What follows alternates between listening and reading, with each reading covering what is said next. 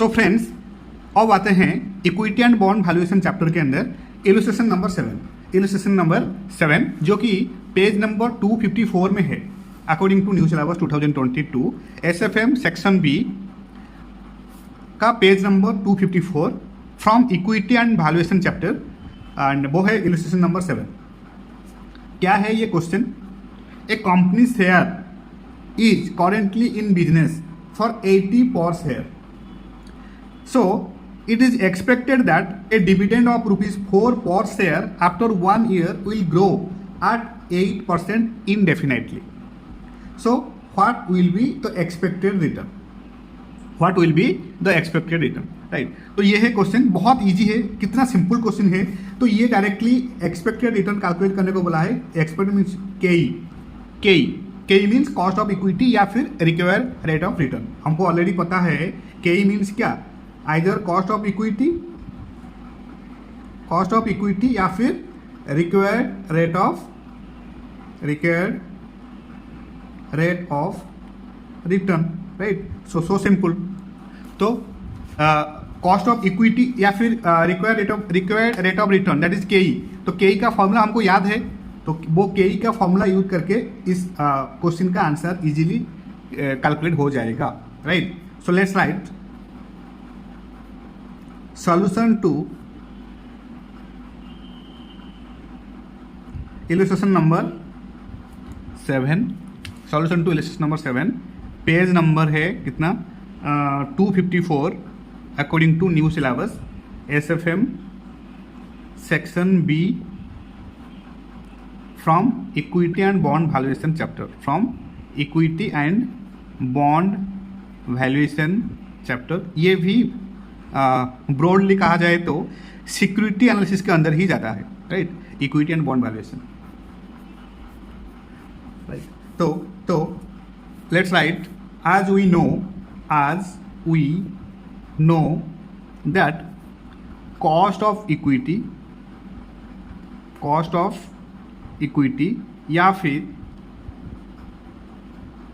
required rate of return bracket में लिख दो एक्सपेक्टेड। राइट, तो expected required rate of return कितना होना चाहिए, जिसको सिंबॉलिकली केई कहा जाता है। केई, राइट, तो कॉस्ट ऑफ इक्विटी और केई या फिर रिक्वायर्ड रेट ऑफ रिटर्न। केई का फॉर्मूला क्या है?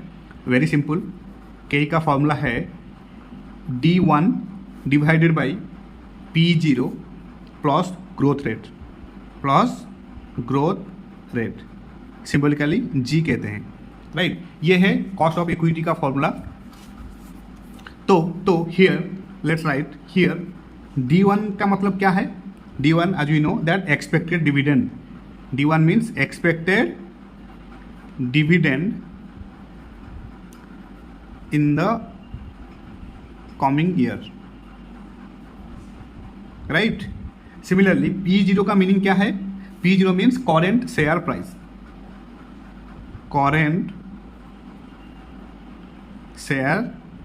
Price. Right, and G means the growth rate. G means है growth rate, we already no.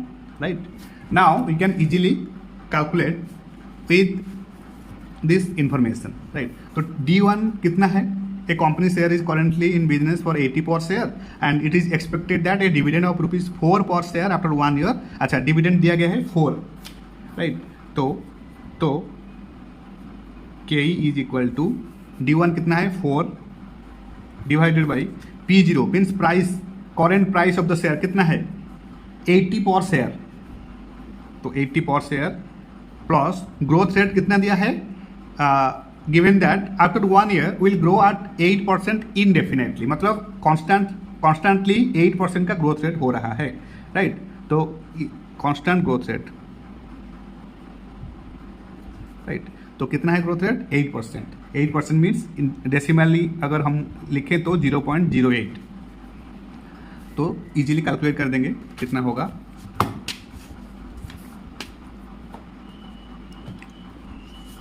4 divided by 80 कितना आ रहा है 0.05 प्लस ग्रोथ रेट है 0.08, तो हमारा जो expected required rate of return है वो हो जाएगा प्लस 0.08 दैट इज 0.13 जो कि है आंसर 0.13 जो कि है answer to question number 7 answer to question number 7।